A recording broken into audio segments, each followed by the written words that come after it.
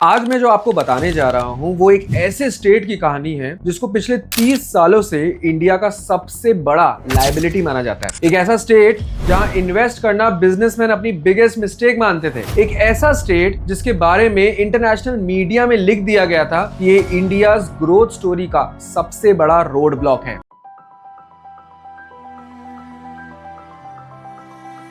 लेकिन दोस्तों, आज वही स्टेट एक ऐसी पोजीशन पे खड़ा है जहां उसकी इकोनॉमी स्वीडन, पोलैंड जैसे डेवलप्ड कंट्रीज से भी बड़ी हो चुकी है। वही स्टेट जहां 7 साल पहले बिजली नहीं आती थी, आज 2000 मेगावाट इलेक्ट्रिसिटी दूसरे स्टेट्स को बेचते हैं। वही स्टेट जहां रोड्स इतनी खराब थी कि ट्रक ड्राइवर्स बाईपास करते थे, आज 1790 किलोमीटर के एक्सप्रेस वे है वहां। और सबसे बड़ी बात, वही स्टेट जिसके लोगों की इनकम 50 सालों से गिर रही थी, आज उनकी इनकम डबल हो चुकी है। ये कहानी है उत्तर प्रदेश की। हाँ, वही यूपी जिसको 1990s में बीमारू का टैग मिला था। जी हाँ, बिहार, मध्य प्रदेश, राजस्थान और Uttar Pradesh. The economist magazine ने तो इसे इंडियाज वर्स्ट गवर्न स्टेट भी कह दिया था। लेकिन आज 2026 में यूपी की इकोनॉमी 36 लाख करोड़ से भी ज्यादा है। और अगर करंट ग्रोथ रेट देखो तो इकोनॉमिस्ट का कहना है कि 29-30 तक यूपी महाराष्ट्र को पीछे छोड़ देगा और इंडिया की सबसे बड़ी स्टेट इकोनॉमी बन जाएगा। ये कोई जादू नहीं है, ये कोई मिरेकल नहीं है, ये सिर्फ डेटा है जो मैं आपको बता रहा हूं, और एग्जीक्यूशन का पावर भी। आज हम एग्जैक्टली यही देखेंगे। Numbers, facts, ground reality. ये एक डाइंग स्टेट कैसे इंडिया का बिगेस्ट ग्रोथ इंजन बन गया। तो सीट बेल्ट बांध लीजिए, क्योंकि आगे के नंबर्स आपको जेन्युइनली शॉक कर देंगे। सबसे पहले बात करते हैं सबसे इंपॉर्टेंट चीज की, आम आदमी की इनकम की। 1970 से 2017 तक, मतलब 47 साल तक यूपी की per capita income national average के कंपैरिजन में कंटिन्यूअसली गिर रही थी। समझिए ऐसा कि 1970 में अगर एक एवरेज इंडियन 100 रुपए कमाता था तो यूपी का आदमी 77 रुपए कमाता था, विच वॉज नॉट बैड। लेकिन 2017 तक ये गैप इतना बढ़ गया कि यूपी का आदमी सिर्फ 38 रुपया कमाने लगा। ये सिर्फ एक स्टैट्स नहीं है, ये क्लियर इंडिकेट कर रहा था कि यूपी गरीबी की तरफ तेजी से बढ़ रहा है। लेकिन 2017 के बाद कुछ फंडामेंटल चेंजेस आए। डेटा 2024 तक का है तो मैं वहीं से बताऊंगा। 2024 में यूपी की पर कैपिटा इनकम 97,000 से भी ऊपर हो गई, जो 2017 के 47,300 से डबल हो गई। मतलब कुछ सालों में डाउनवर्ड ट्रेंड को कंप्लीटली रिवर्स कर दिया गया। जब हम ओवरऑल इकोनॉमी की बात करते हैं तो 2017 में यूपी की जीडीपी थी 14.89 लाख करोड़, आज ये 30.19 लाख करोड़ पे खड़ी है। मतलब सिर्फ 7-8 सालों में 102% की ग्रोथ। अगर इसको कंपेयर करें दूसरे स्टेट से तो महाराष्ट्र की 65% बढ़ी इतने टाइम में, गुजरात की 72% और तमिलनाडु की 68%। और ग्रोथ रेट की अगर बात करें तो 2024 में यूपी ने 13.7% की ग्रोथ रेट दिखाई, जो कि नेशनल एवरेज 10.5% से कई ज्यादा था। इसी तरह चलता रहा तो 2028 तक यूपी 50 लाख करोड़ इकोनॉमी को क्रॉस कर जाएगा। अब समझते हैं कि ये ग्रोथ आ कहां से रही है। वेल, इकोनॉमिक्स का एक कॉमन गोल्डन रूल है, fast movement of goods and people is essential for driving economic growth. मतलब गुड्स और लोग अगर तेजी से बढ़े तो इकोनॉमी ग्रो करेगी। और एग्जैक्टली यही हुआ यूपी में। 2017 से पहले यूपी में सिर्फ 2 एक्सप्रेसवेज थे जिनकी कंबाइंड लेंथ थी 467 किलोमीटर। मतलब इंफ्रास्ट्रक्चर के नाम पे कुछ भी नहीं था। आज देखो तो पिक्चर कंप्लीटली डिफरेंट हो गई है। पूर्वांचल एक्सप्रेसवे 341 किलोमीटर लंबा, जो ईस्टर्न यूपी को डायरेक्टली लखनऊ से कनेक्ट करता है। बुंदेलखंड एक्सप्रेसवे 296 किलोमीटर कवर करता है हिस्टोरिकली नेग्लेक्टेड एरियाज झांसी और चित्रकूट रीजन को मेन स्ट्रीम इकोनॉमी में ले आ देता है। गोरखपुर लिंक एक्सप्रेसवे 91 किलोमीटर का है,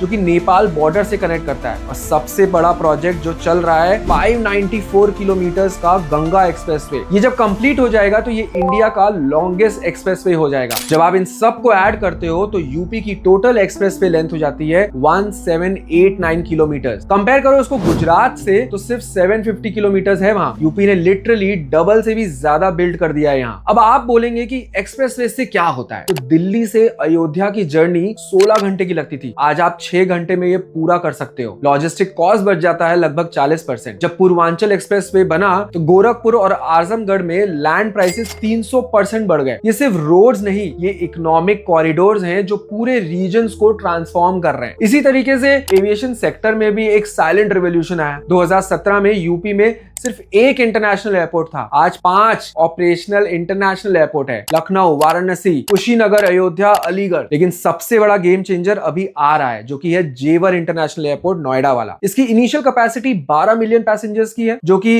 इवेंचुअली 70 मिलियन तक पहुंच जाएगी। ये डायरेक्टली दिल्ली एयरपोर्ट को कंपीट करेगा और एनसीआर की एविएशन ट्रैफिक का बड़ा हिस्सा यूपी की तरफ शिफ्ट करेगा। इंफ्रास्ट्रक्चर होने से अपॉर्चुनिटीज क्रिएट होती हैं, लेकिन फैक्ट्रीज तभी आएंगी बॉस जब बिजनेस करना एक्चुअली इजी होगा। 2017 में वर्ल्ड बैंक की ईज ऑफ डूइंग रिपोर्ट में यूपी 14 पोजीशन पे था। आज यूपी सेकंड पोजीशन पे है, जस्ट आंध्र प्रदेश के पीछे। ये कोई आसान जंप नहीं था, ये सिंपल ट्रांसफॉर्मेशन नहीं था। तो ये एक्चुअली हुआ कैसे? तो देखो, गवर्नमेंट ने लॉन्च किया निवेश मित्र पोर्टल। ये एक सिंगल विंडो सिस्टम है जहां 57 डिपार्टमेंट्स की 166 सर्विसेज ऑनलाइन अवेलेबल है। पहले रजिस्टर करना पड़ता था तो 6 से 8 महीने लगते थे, 20-25 ऑफिस के चक्कर काटने पड़ते थे। आज ये सब 7 से 15 दिन में हो जाता है, वो भी ऑनलाइन। और इसका इंपैक्ट 2017 में यूपी में 23 लाख रजिस्टर्ड एमएसएमईज थे और आज ये नंबर बढ़ के 98 लाख हो गया है। कितने परसेंट की ग्रोथ? 326% की ग्रोथ। और अगर इन्वेस्टमेंट की बात करें तो पहले यूपी में एनुअल एफडीआई सिर्फ 2 से 3 हजार करोड़ का हुआ करता था। 2022-23 में ये बढ़कर 45 हजार करोड़ हो गया। और 2023 का ग्लोबल इन्वेस्टर समिट जो उसमें 35 लाख करोड़ का इन्वेस्टमेंट एमओयू साइन हुआ। अगर तमिलनाडु से कंपेयर करो, वहां 8.5 लाख करोड़ का एमओयू साइन हुआ। गुजरात में 23 लाख करोड़ का साइन हुआ। यूपी ने लिटरली सबको बीट कर दिया। तो इसकी ग्राउंड रियलिटी क्या है? टाटा का सेमीकंडक्टर प्लांट यूपी में, अडानी का डिफेंस पार्क यूपी में, रिलायंस का ओएनजीसी के इथेनॉल प्लांट्स यूपी में, ये सब ऑलरेडी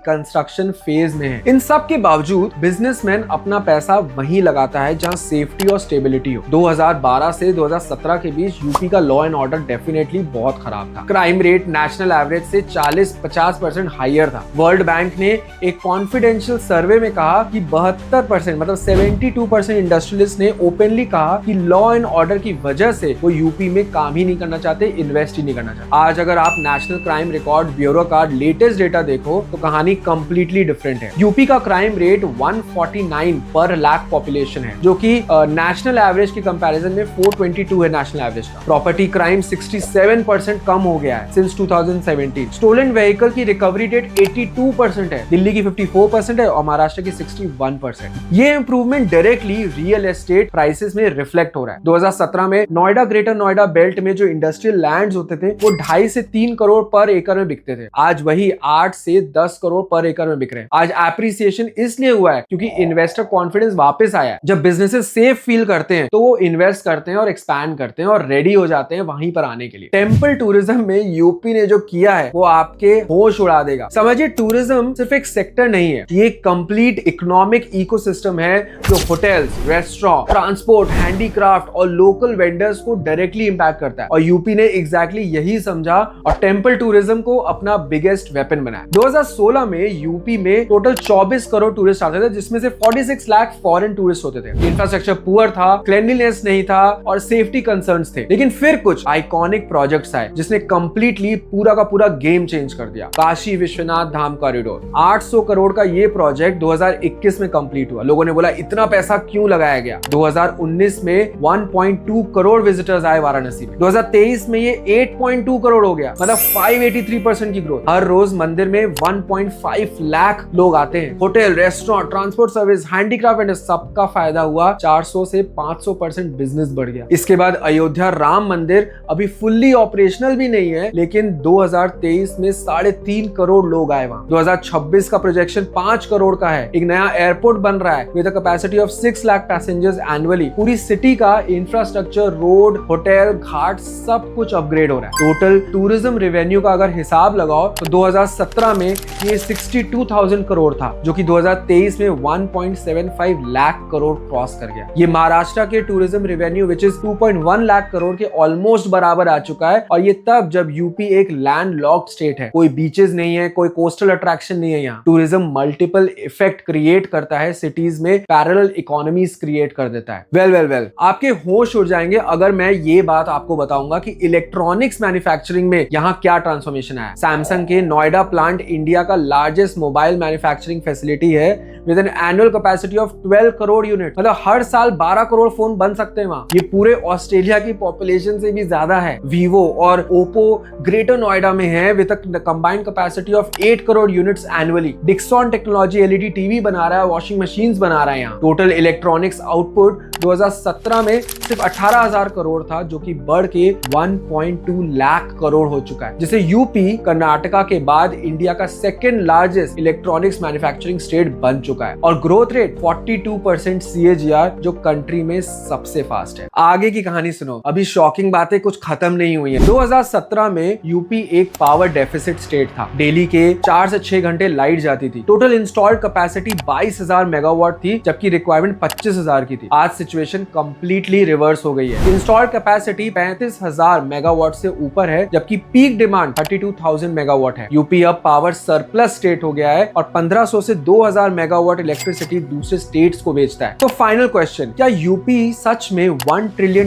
इकोनॉमी बन सकता है? करंट जीडीपी 2024 में $360 बिलियन की है, जो अप्रोक्सीमेटली 30 लाख करोड़ होते हैं। टारगेट है कि 2030-32 तक $1 ट्रिलियन इकोनॉमी तक पहुंचना है। तो मैथमेटिकली इसके लिए 15 से 16% सस्टेन्ड ग्रोथ की जरूरत है 6 से 7 सालों तक। करंटली यूपी 13.1% पे है, जो नेशनल एवरेज से कई ज्यादा है। अगर हम कंजर्वेटिव एस्टिमेट भी लगाए और 12 से 13% ग्रोथ एक्सपेक्ट करें, तो $1 ट्रिलियन की इकोनॉमी 2035 तक आराम से क्रॉस हो सकती है। कंपैरिजन के लिए बता दूं कि महाराष्ट्र की करंट इकोनॉमी $480 बिलियन है। अगर यूपी अपनी करंट ट्रेजेक्टरी मेंटेन करे तो 2029-30 तक महाराष्ट्र को ओवरटेक कर सकता है as India's largest state economy. Global context में देखो तो $1 ट्रिलियन इकोनॉमी का मतलब होता है कि UP as a stand alone entity Indonesia, Netherland, Saudi Arabia जैसी कंट्री से भी बड़ा हो जाएगा, और ये कोई छोटी अचीवमेंट नहीं है। तो दोस्तों, यूपी ने प्रूव कर दिया है कि अगर पॉलिटिकल विल हो, पॉलिसी कंसिस्टेंसी हो और एग्जीक्यूशन स्पीड अलाइन हो जाए तो ट्रांसफॉर्मेशन पॉसिबल है। बट इसके साथ साथ कुछ चैलेंजेस भी एग्जिस्ट करते हैं, जैसे अनएम्प्लॉयमेंट हो गया, स्किल जॉब मिसमैच हो गया, जो होपफुली इंप्रूव होगी। आप क्या सोचते हैं, क्या यूपी 2030 तक $1 ट्रिलियन इकोनॉमी बन पाएगा? क्या